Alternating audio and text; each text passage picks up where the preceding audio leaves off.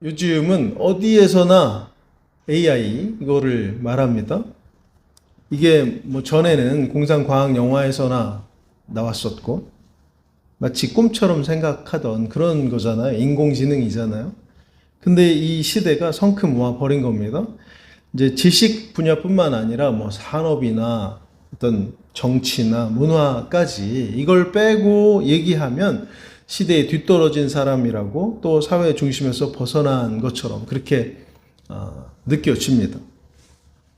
이런 식으로 어느 시대나 가장 중요하고 또 핵심이 되는 그런 이슈들이, 주제들이 있었어요. 뭐가 있었죠? 한번 생각해 보시면 뭐 70년대, 80년대, 90년대, 2000년대 이렇게 흘러오면서 그런 시대를 관통하는 어떤 이슈들이 항상 있어 왔어요. 뭐 예를 들어서 개발, 뭐 70년대 막 이때는 개발이었잖아요. 그 다음에 인터넷, 뭐 그 다음에 위기를 맞아 금융 위기 뭐 이런 거, 그 다음에는 또 기후, 환경 뭐 이런 거.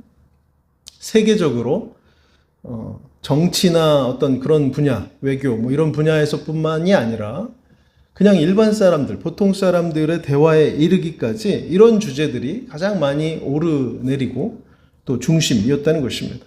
이제 사실 방송이나 신문 같은 그런 언론에서 뉴스에서 많이 다루면 우리도 이게 별 상관이 없거나 또 내가 뭘 할 수 있는 위치가 아니어도 이런 주제들이 계속해서 이제 머릿속에 맴돌게 되고 이것이 서로의 대화 속에서도 이렇게 불쑥불쑥 튀어나오죠. 그만큼 우리는 뭔가를 많이 듣고 또 말하고 할 때 그 생각에서 떠나지 못하게 되는 거예요. 실제로 우리가 이런 주제들 속에서 뭔가 대단한 일을 할 수 없는데도 불구하고 이렇게 됩니다. 갑자기 이런 이야기를 왜 할까? 여러분, 오늘 교회와 우리에게, 성도들에게 있어서 그러면 가장 중요한 이슈는 뭘까요? 가장 중요한 주제 무엇입니까? 뭐라고 생각하세요? 건강이나 성공입니까? 이렇게 질문하면 아니요, 난 그렇게 세속적이지 않습니다. 이렇게 대답하는 사람이 있어요. 그러면 뭡니까? 나에게 가장 중요한 거, 저는 이 신앙을 통해서 마음의 평안과 위로를 구합니다. 이게 가장 중요해요. 이런 대답 나올 수 있습니다. 네, 건강이나 성공을 넘어서서 이런 평안과 위로가 중심이 되는 신앙생활이라고 한다면, 믿음 안에서 그렇다면 맞는 방향으로 가고 있는 것입니다. 또 그래야 한다고 많이들 말하잖아요. 그러나 거기에 머물러서는 안 될 것입니다. 우리 믿음에는 궁극적인 목표가 분명히 있습니다. 언젠가부터 우리가 이제 믿음으로 산다 이렇게 말하면서도 우리의 모든 관심과 기대는 어디에 맞춰져 있어? 이 땅에 맞춰져 있습니다. 오늘과 내일의 어떤 순탄함 또 편안함, 이것을 믿음 안에서 누리는 평안이라고 또 위로라고 이렇게 오해하면서 신앙생활이 이 지상에만 머물러 있다는 것입니다. 그렇다면 뭘 어떻게 해야 할까? 마태복음 4장 17절 말씀. 이때부터 예수께서 비로소 전파하여 이르시되 회개하라 천국이 가까이 왔느니라 하시더라. 이제 주님께서 광야의 시험을 물리치시고 사역을 처음 시작하시면서 주신 이 말씀이 바로 이 말씀입니다. 뭐라고 하셨어요? 천국이 가까이 왔다. 천국을 선포하신 거예요. 그리고 공생의 내내 이제 물론 치유와 기적 같은 그런 일들도 행하셨지만 가장 먼저 하신 건 뭐예요? 무리를 모아놓고 가장 먼저 하신 것은 천국 복음을 전파하시는 그 사역 하셨습니다. 마태복음 9장 35절 예수께서 모든 도시와 마을에 두루 다니사 그들의 회당에서 가르치시며 천국 복음을 전파하시며 모든 병과 모든 약한 것을 고치시니라. 이제 그만큼 이게 중요하고 가장 본질적인 신앙의 방향이자 목표가 되기 때문에 주님이 이렇게 하신 거겠죠. 그러나 안타깝게도 이제 오늘날 강단에서는 이 천국 소망의 메시지가 점점 희미해지는 것 같습니다. 성도들의 이제 그 관심에서 우선순위가 아니라는 겁니다. 모두가 이제 너무나 바쁜 일상과 눈앞의 현실 문제에 몰두해 있고, 또 그러다 보니까 천국에 대한 이 갈망, 소망, 이거를 잃어버리고 있는 것처럼 보여진다는 거예요. 제가 그래도 것처럼 보여진다 이렇게 말씀드리는 것은 그래도 아니길 바라는 그런 저의 바람이 여기 들어 있습니다. 성경은 분명히 증거하고 있어요. 우리의 믿음은 지금 발딛고 서 있는 이 땅의 현실을 넘어서서 어디를? 영원한 본향이 되는 천국을 향해야 된다는 것입니다. 그리고 그 천국은 그냥 주어지는 것이 아니라 오늘 나오는 이 주님의 말씀대로 하는 사람의 몫이다. 또 이것을 분명히 선언하고 있어요. 우리에게 가르쳐 줍니다.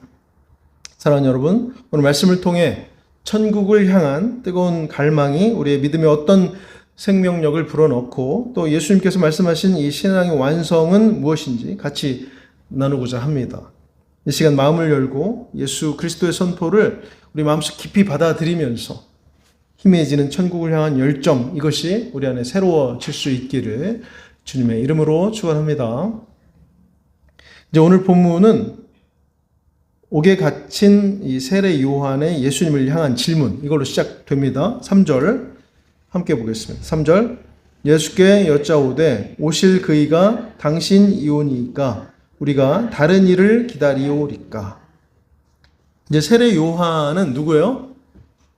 예수님께서 오실 길을 예비하는 그런 사명을 맡은 아주 특별한 선지자, 또 마지막 선지자, 이렇게도 말할 수 있겠죠. 그런데 이 요한이 지금 옥에 갇히게 된 상황이에요. 그러니까 고난을 받는 상황 속에서 예수님께 질문을 하고 있는데, 이게 마치 우리가 보면 믿음이 흔들리고 있는 듯한 그런 느낌을 받습니다. 아마 이 질문은 요한 자신만의 의문이 아니라 예수님께서 왕으로 로마의 압제에서 해방시켜 줄 것이다, 이런 기대, 그러니까 이 땅의 방식이죠. 이런 기대를 하고 있던, 그런 메시아를 기다렸던 다른 모든 보통의 유대인들, 이 사람들의 마음을 대신해서 주님께 질문한 것 아닌가, 이런 생각해 보게 됩니다. 이 사람들이, 그러니까 유대인들이 악을 심판하고 선민이 되는 이스라엘을 건져내는, 하나님의 택한 백성이 되는 이 유대인들을 건져내는 그런 메시아 기대하고 있었잖아요, 지금까지. 그런데 예수님의 사역을 보니까 가난한 자, 병든 자, 또 소외받는 사람들, 이런 사람들 치유하고 구원하시는 그런 모습이었어요. 이게 자기들이 생각하는 이 땅의 방식 아니었다는 것입니다. 뭐예요? 이게 바로 하나님 나라의 방식, 주님의 방법이었어요. 그러니까 사람들의 생각과 너무나 다른 것이죠.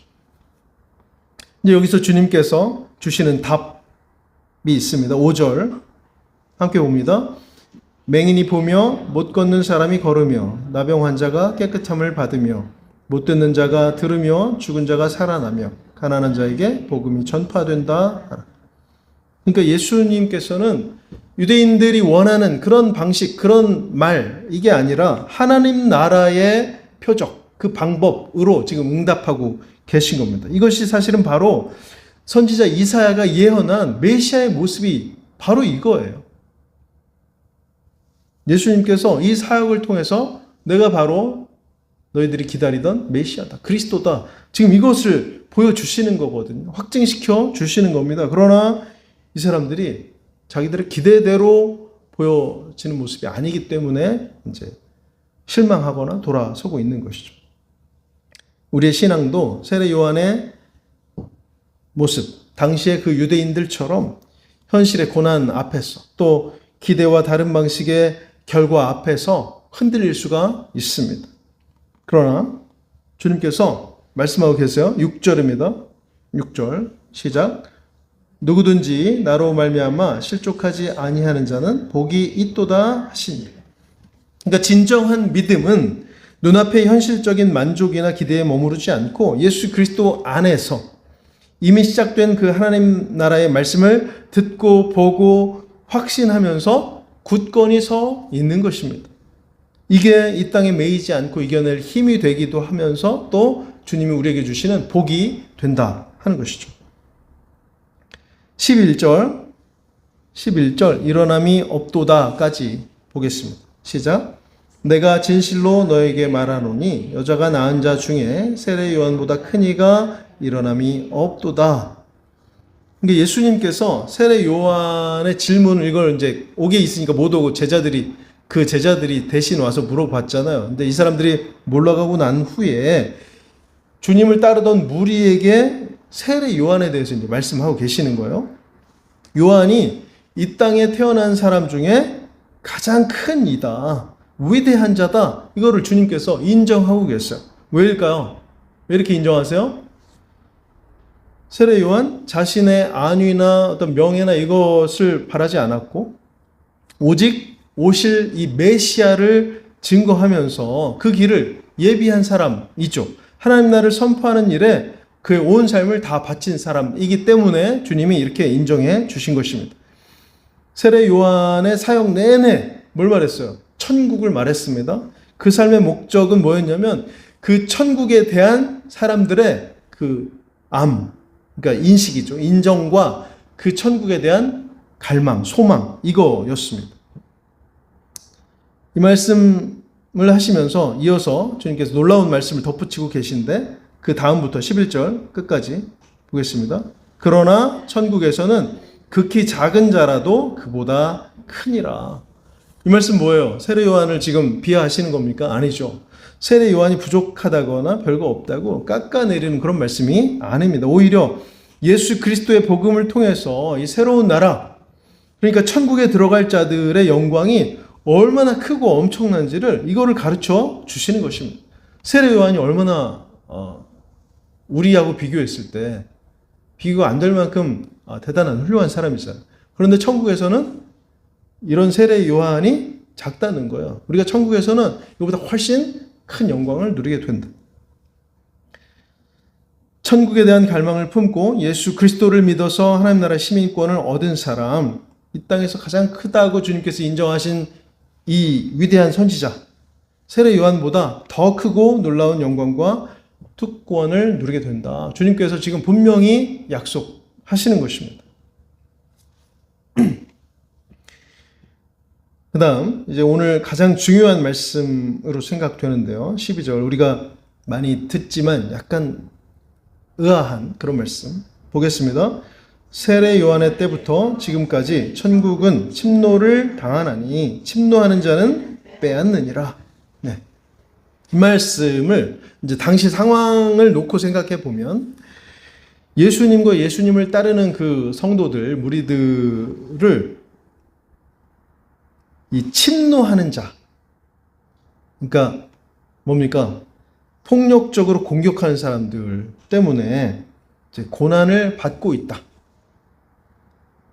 그러니까 제사장들이나 바리새인들이 예수를 믿는 그 무리, 그러니까 믿음 그 자체를 막 공격했죠. 폭력적으로 공격했잖아요.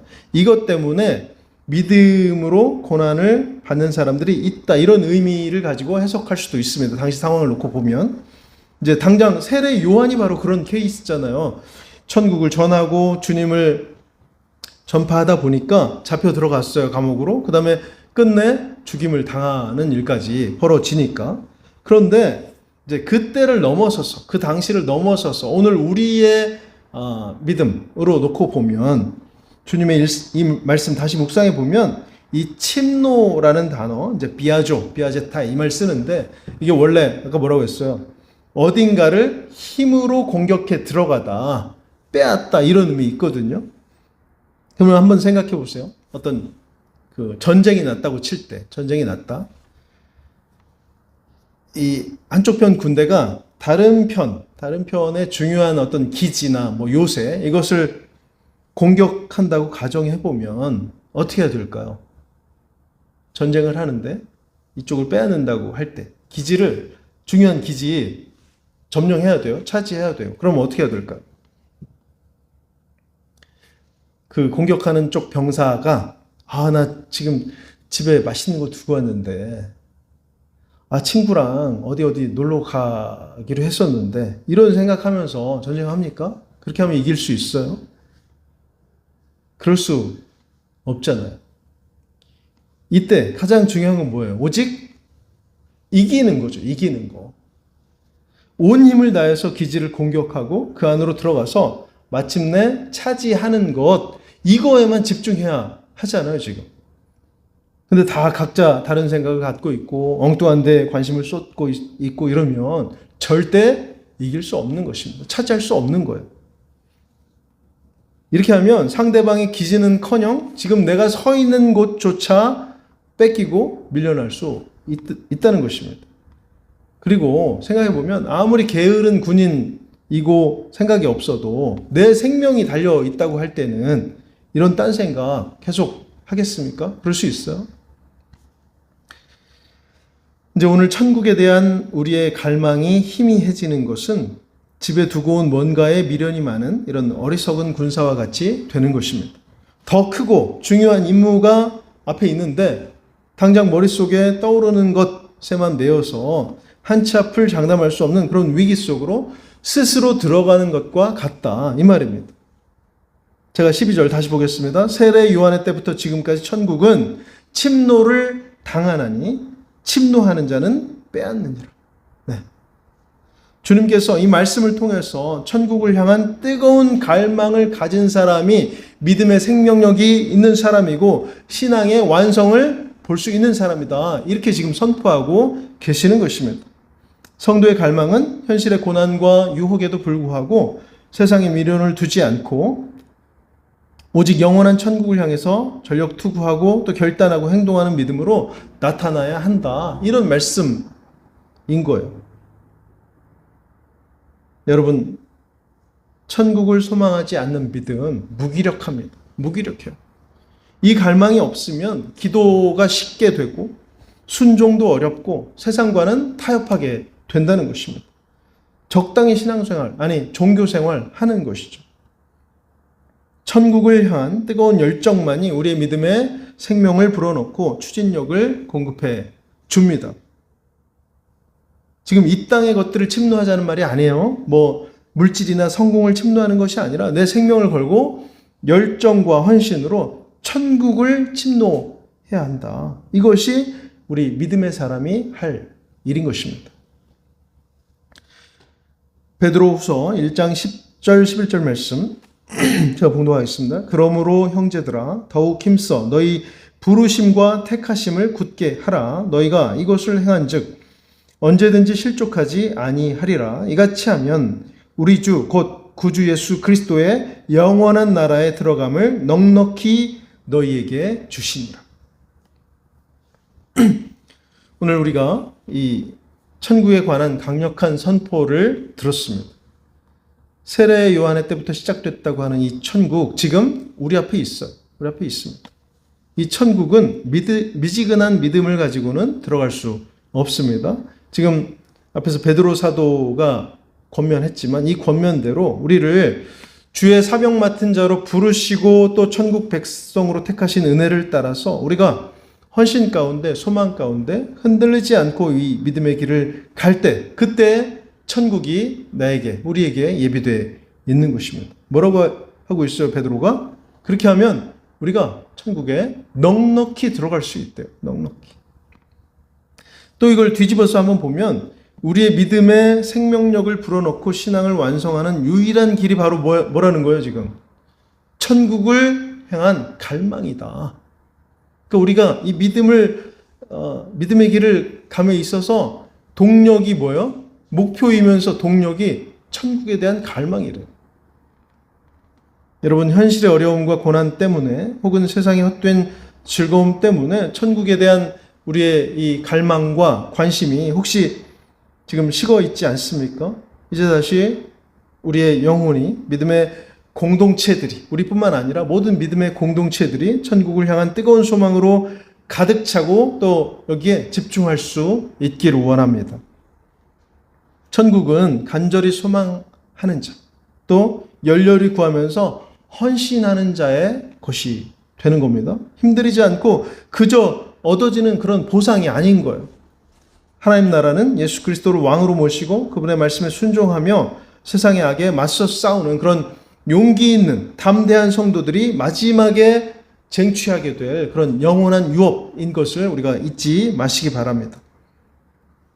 여러분, 세상과 타협하지 마십시오. 또 현실의 어려움 때문에 주님의 약속을 의심하지 마십시오. 예수님께서 친히 전하신 이 천국의 약속 확실한 것입니다. 나약한 신앙을 버리고 강하고 담대한 믿음으로 이 세상 속에서 천국 백성의 삶을 우리가 힘써 살아갈 수 있기를 바랍니다. 사랑하는 성도 여러분, 오늘 다시 한번 우리가 결단할 수 있기를 바랍니다. 예수 그리스도를 통해서 허락된 영원한 영광의 나라를 우리가 끊임없이 나누고 또 바라보면서 이 땅에 미련을 두지 않고 오늘 말씀에 나오는 이 침노하는 자 우리가 되어서 뜨거운 열심과 확고한 헌신으로 하나님 나라를 향해서 힘차게 나아가는 그런 성도, 믿음의 사람 우리가 다 될 수 있기를 주님의 이름으로 간절히 축원합니다.